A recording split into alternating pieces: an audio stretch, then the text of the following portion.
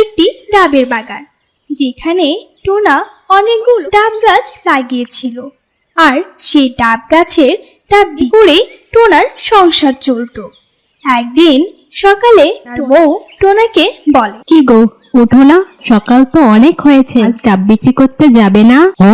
যাবো তো, অনেক দেরি হয়ে গেছে। এরপর টোনা ঘুম থেকে ওঠে আর তার বউকে বলে, শোনো, আমি ডাবের বাগানে যাচ্ছি, কিছু ডাব পাততে হবে বিক্রি করার জন্য। ঠিক আছে, যাও, আমি তোমার জন্য খাবারের ব্যবস্থা করছি। ফিরে এসে খাবার খেয়ে তারপর নয় কাজে যেও। আসছি। টোনা তার ডাবের বাগানে যায় আর কিছু ডাব পেড়ে বাসা দিকে যেতে আরম্ভ করে।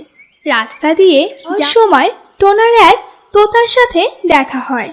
তখন তোতা টোনাকে ডেকে বলে, এই যে টোনা ভাইয়া, শুনুন, বলুন, আপনি কি এই ডাবগুলো বিক্রি করবেন? কি যে বলেন, ডাব বিক্রি তো আমার কাজ, আর এই ডাব বিক্রি করেই তো আমার সংসার চলে। বলুন, আপনার কখানা ডাব লাগবে? আমার 100 জোড়া ডাব লাগবে, দিতে পারবেন? দিতে পারবো না। আপনি এসব নিয়ে একদম চিন্তা করবেন না। আপনি শুনুন, কোথায় পৌঁছে দিতে হবে, আমি নিজে গিয়ে আপনাকে ডাব দিয়ে আসবো। তাহলে চলুন দেখি আমার সাথে, আমি আপনাকে আমার বাড়ি দেখিয়ে দিচ্ছি। কাল সকালে আপনি সেখানে 100 জোড়া ডাব পৌঁছে দিয়েন। টোনা তোতার সাথে তার বাড়িতে যায়।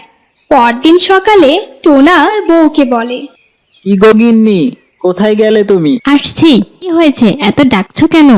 আর সাত সকালে কোথায় যা হচ্ছে শুনি? আজ তার বাসায় 100 জোড়া ডাব পৌঁছে দিতে হবে, সেখানে যাচ্ছি আমি। বলছো কি গো, 100 জোড়া ডাব? হ্যাঁ গো। বলি, তুমি এখন খাবে? না, এখন আর খাবো না, আমি আসছি। টোনা সেই তোতার বাড়ি যায় আর তাকে 100 জোড়া ডাব দেয়। এই নেন 100 জোড়া ডাব। এই নিন আপনার টাকা। ধন্যবাদ আপনাকে, আমি তাহলে এখন আসি। টোনা বাড়ি ফিরে যায়। এভাবে ডাব বিক্রি করে ওনার দিন ভালোই চলতে থাকে। তবে একদিন জঙ্গলে ঝড় আসে, যে ঝড়ে টোনার সকল ডাব গাছ নষ্ট হয়ে যায়। ফলে টোনা একদম নিঃস্ব হয়ে যায়।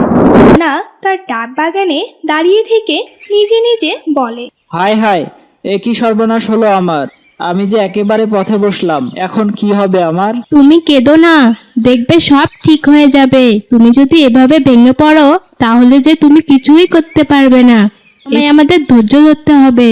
এখন ধৈর্যই পারে আমাদের এই বিপদ থেকে করতে। তুমি কি বলতে চাইছো বলো তো, আমি তো কিছুই বুঝতে পারছি না। আমাদের যা আছে তাই দিয়ে চলো না, আমরা আবার নতুন করে ব্যবসা শুরু করি। মানে আমরা সবজি চাষ করে খুব অল্প দিনে লাভবান হতে পারি, এতে সময়ও কম লাগছে। আর আজকাল তো বাজারে সবজির চাহিদা অনেক বেশি। ঠিকই তো, আমি তো এটা ভেবেই দেখিনি। তবে এর জন্য আমাদের ধৈর্য ধরতে হবে। এরপর টোনা সবজির চাষ শুরু করে আর বাজারে তা বিক্রি করে অনেক টাকা রোজগার করে। এভাবে বিক্রির মাধ্যমে টোনার সকল অভাব দূর হয়ে যায়। এখন আর টোনার কোনো অভাব নেই। টোনার দিন এখন ভালোই কাটছে। তাহলে বন্ধুরা, বুঝলে তো, বিপদ যত বড়ই হোক না কেন, আমাদের সকলকে ধৈর্য ধরতে হবে। বিপদের সময় একমাত্র ধৈর্যই পারে আমাদের উদ্ধার